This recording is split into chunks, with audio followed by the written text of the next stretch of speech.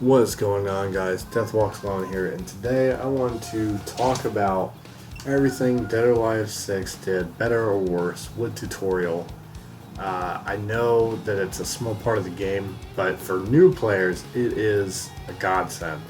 And DOA has done a great job over the years of really upgrading their tutorial and just getting to the bottom of business to let people know there's so much to this game. It's so deep. But I did want to say, with the mechanic changes and stuff, what they've done to change, they've done pretty well. There are actually some things that I still go to because I'll forget about it, especially with break gauge and stuff like that. There's a lot of like secret tips that I just never thought about as a player.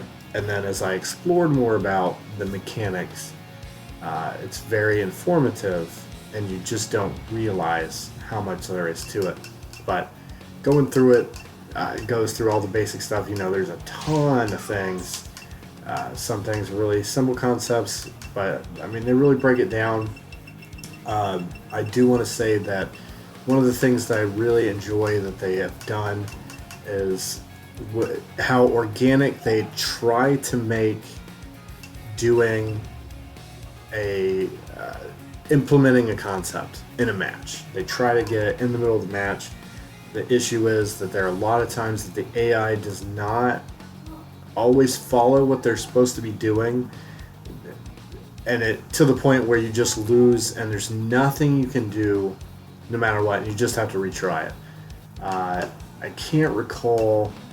There's one where you're fighting a Diego and he just won't do what you're trying to get him to do. But I have another one that for sure, this one bothers me. So, and it's actually, I believe it's intermediate with throws. So, throw escapes, level intermediate. So, on this mission, this is just one of the ones that I gotta show. I haven't played DOA for a long time, and I am pretty good at slow escapes. In fact, a lot of times, I get them. I don't think twice about it. I've been doing it for so long. If they don't change the timing of the tick on the throw chain, then I'm not worried about it. I got it. But Tina, she does a lot of damage. So in your health bar, you're gonna watch as you go through the siege. She'll do some attacks, right, and then you're just trying to block it. So you start the chain. Now, I got the first one right.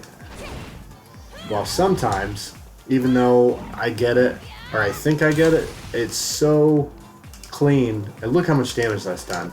I'm supposed to do 2 more, and, you know, she regenerates health, but I don't. Could you at least regenerate the health? I remember they used to do it, and I'm not really sure why they stopped.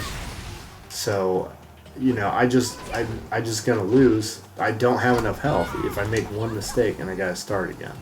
You know, just like, oh, see, I actually could have had it there. I wasn't even ready for it. It's one of the quicker ones, but I wanted to point it out because when I first did it, I'm like, man, I couldn't. It took me a minute. I hadn't done the chain breaks in a minute, and I couldn't get it for several tries. Super infuriating. Like I said, I like the organic approach, like it's being used in a match and she uses some strikes, but at least make the health regenerate. The other part that kind of bothers me, and DOA 5 just did so much better. I know they want to get rid of the overkill function, but if I'm learning a technique or a basic concept, such as a punch strike, or, you know, whatever the concept is, DOA 5, you can keep trying to implement the concept even after you finish the lesson while you wait for the next one to load.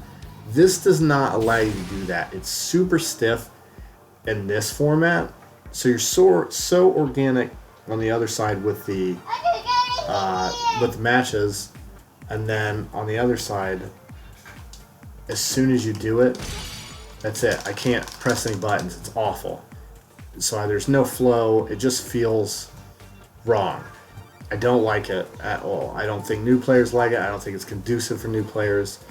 In other fighting games where they do that too, what I'll have to do, and combo training, I do this a lot, where I won't finish the final hit, and I'll try to work other techniques off that, or I have to re-go in several times just to practice it. So I find it to be really annoying, and I wish you would correct that, because it just doesn't feel right if you're trying to learn basic concepts in a fighting game or work on your movement or anything like that. There's just a sense of flow, and this does not allow for that.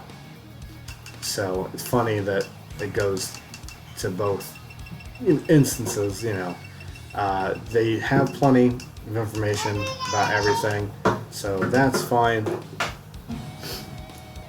But basically, I find this to be strange. I also, the recommended player level, it means nothing to me or anyone else. That's pretty goofy. I think that should just go away. There's no reason for it whatsoever. I don't even pay attention to it. Let's see what I am. Hell, I don't even know how to do it. Change results. Player level. I'm 60, which doesn't mean anything to me. Fighter level 44 means nothing. None of that stuff. I want to know what that's about, because the only thing I ever care about is player points, so I can purchase costumes and music or whatever, and titles, and I like seeing my rank and be able to see all that stuff. I think that's very fantastic. I love being able to see that. My overall fights, my today's fights, that is just awesome. Not really feeling embarrassed by my percentages of wins and losses. I'm literally learning every character in the game. I always do this where I drop myself real low. I'll never understand that. I'm super stubborn, and you see in the lobby matches, I pay for it a lot.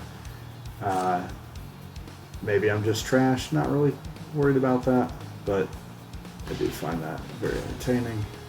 So yeah, I'm just trying to understand what they're wanting to do with all that. But yeah, as far as tutorial goes, that's just my thoughts on that. I would really love it if you just tweak it. It's fantastic as always.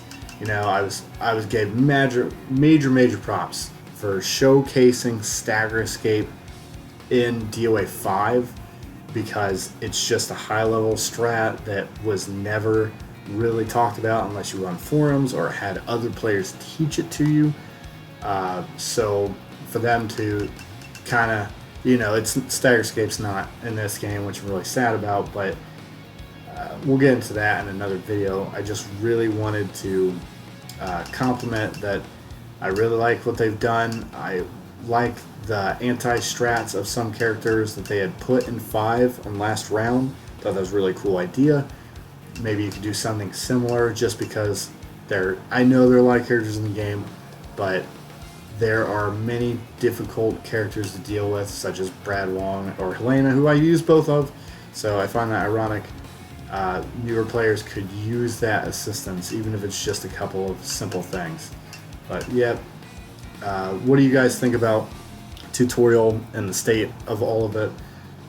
What would you change, if anything? Please let me know down below. Team Ninja, if you are listening, thank you very much for taking the time, everybody. I appreciate it. Stay frosty, my friends, and I will catch you in the next one.